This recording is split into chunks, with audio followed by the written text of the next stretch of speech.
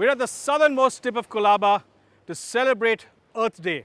And to do that, we've decided to conduct a race. Now, of course, you must be asking yourself, what's so green about a race? But let me explain. So in the green corner, we have Mahindra's Reva, the new E2O. Now, I know what you're saying again, an electric car is only as green as the electricity that's used to charge it. So you can have a furnace oil powered electric station, you can have a nuclear power station, you can even have a coal fired electric car. But we've done something a bit different. Yes, it took us a day and a half to charge to 100%, but we only used Reva's squeaky clean solar charger or run on sun to put some volts into our battery. Also in the green corner is a 7.5 meter Beneteau. Of course, this will run on today's wind. So basically, it's what we call the greenest race in the world. The wind versus the sun. Now, we haven't got any old sailor to ride with us. We have one of India's champions. We have Shakeel Kudrolli from Aquasail. Now, Shakeel, tell us something about this Beneteau. The Beneteau is designed by the French Federation with the company Beneteau for training as well as for racing.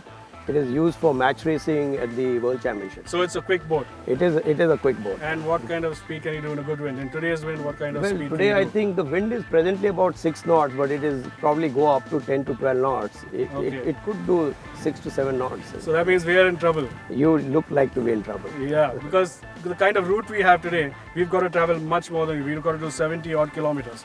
And you're estimating what, an hour and a half? Probably maybe up to 2 hours. Okay. Because as you get into Mora, you may have to sail upwind. Okay, so see you on the other side.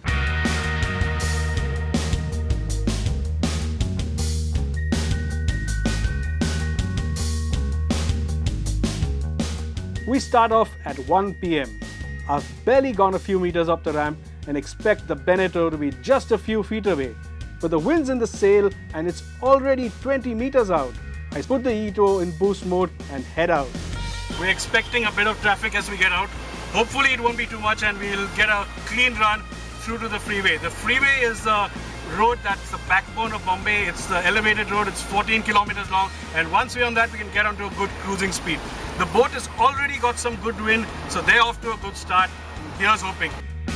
Out on the bay, Master and Commander Shakeel is motoring along pretty nicely, with the Beneteau clocking a good 4 knots. Then the wind gets even stronger, the boat making hay while the wind blows. Well, Shapur was trying to do this in the morning because he'll get less traffic. The wind conditions in Mumbai Harbour, which has the land breeze coming in the morning, is very unpredictable. It dies off by 8:30. We contemplated whether we should do this in the morning or in the afternoon. Afternoon, the sea breeze always comes in by noon time, and that's what actually happened. Our prospects, however, aren't nearly as bright. And 22 minutes into our drive, we're still getting to the back roads of Bombay. We're still exiting the fort or fountain area, and as expected, some of Bombay's finest traffic.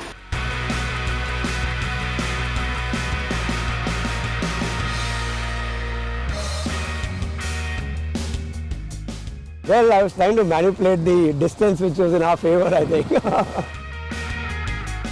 Sailing with the wind almost at your back is called sailing on a broad reach. So the wind's coming from 12 o'clock on a watch dial. Sailing on a broad reach would be sailing in the direction of either 5 or 7 o'clock, basically off to a slight angle. We planned our passage, we knew that there was a flooding tide. So we started off with on the starboard tack, which was staying uptight. And I think that actually helped us to come much quicker into the, after we jibed in. Hope finally dawns as we clear the traffic and finally climb up the Eastern Freeway.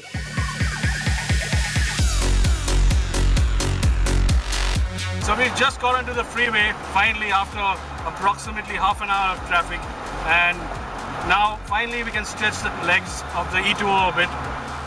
We've switched the AC off to conserve power, and let's see how it goes. I'm keeping the speed up for now, but if the battery falls too much, range anxiety will set in and I'll have to drop the pace. Our speedometer reads 80 kilometers an hour, but cars casually cruise by there's nothing I can do. The top speed of the Beneteau is 80 kilometers an hour. We're on a slightly downhill stretch and I've been pulling the car a lot. We have now 77% of the battery left, which is telling us, it's giving us a range of 85 kilometers from here. So I'm taking it a bit easy, letting it roll and bleed off some of the speed. Maybe conserve a bit of the battery. Who knows, we might need it later. Meanwhile, things get better for the boat. The wind has picked up to 16 knots now, and the boat is running at a steady 4.5 knots. Both the mainsail and the jib in the front are nicely filled, and the boat's already approaching the halfway point. We have reached the halfway point. Shapur, where are you? It's 52 minutes into our drive, and as expected, we are crossing the Vashi Bridge, which is the difference between the mainland of India and the island of Bombay. Now, normally in other countries, electric cars don't pay toll. It's toll-free, but here, with our sort of government thing, thank you, you've got to go through every toll and pay for it. Also, no tax breaks on this car, and today, no breaks in traffic either.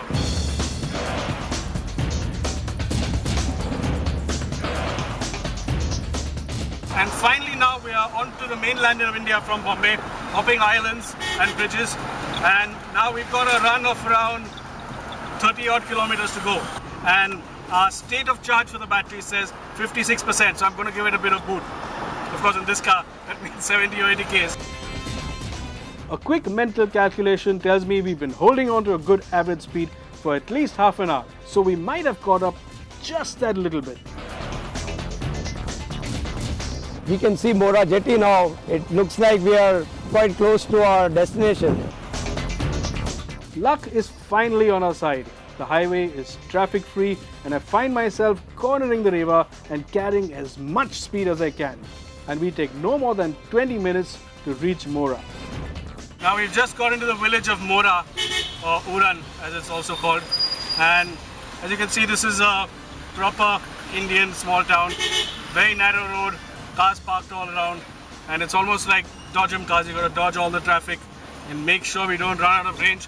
We're right now at 30, so we've used up a lot of that 50% we had when we got on this larger road. We slipped through the smaller lanes, the narrow width of the E2O, helping us slide past handcarts and bikes. And finally, the finish line is in sight. So here we have it, finally the gate. And hopefully the boat isn't here.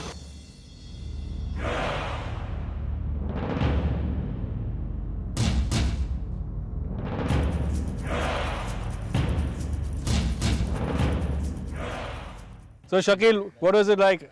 Close fight, but unfortunately, I think we won. Yeah, I think you just pipped us to it because while getting out of Bombay, we had a bit too much traffic. And I think maybe we conserved our battery a bit too much. And then finally, when we had 50%, around 30 k's from here, we just put our foot down. Yeah, we thought we took it easy for some time thinking we are going to win it, but then we saw you catching up. Yeah, so it was an interesting race. What was the wind like? Was it good? Yeah, it kept picking up. Okay. It was not in your favor. Okay, yeah, in our favor. This car stops picking up at around 65, 70. Okay. So as you can imagine, it's just, where you can make gaps and make way for this car. But it was great to see the car coming in when we already made it. Yeah. So as you've seen, our world's greenest race hasn't been so successful for the car, but the boat with the strong wind behind it beat it. But it's still an interesting fight because we had to go all the way around the harbour and these guys got to go the short way. So who cheated who?